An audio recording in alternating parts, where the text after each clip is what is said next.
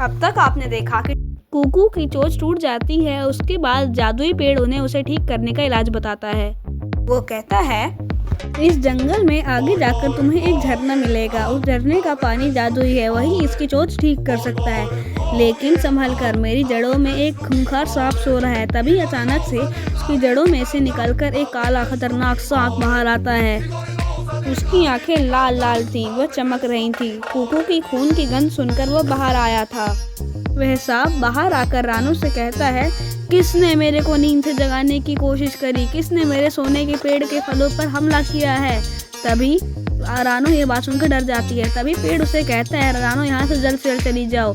रानू वहाँ से कुकू को अपनी गोद में लेकर उड़ जाती है। कालू भी रानू के साथ उड़ जाता है, लेकिन नाग उड़ नहीं सकता था, पर वह चट्टानों पे बिजली की रफ्तार से उनका पीछा कर रहा था।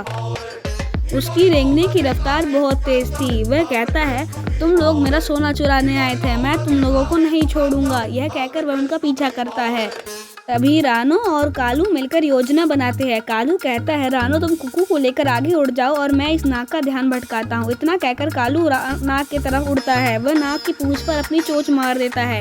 उसके बाद नाग को बहुत गुस्सा आता है। फिर कालू उल्टी दिशा में उड़ने लगता है, जिसके बाद नाग उसका पीछा करने लगता है, लेकिन कालू का चालाकी से उसे रास्ता भटका देता है। तभी रानू झरने पे पहुंच जाती है कुकू को लेकर। वहां पहुंचने के बाद उसका जादुई पानी से वह उसे ठीक करने वाली होती है। उसके बाद रानू कुकू को उठाती है और उसे झरने में डाल देती है। उसके बाद झरने में से एक नीली रंग की रोशनी निकलती है। उसके थोड़ी देर ही बाद ही कुकू का चोंच बिल्कुल ठीक हो जाता है।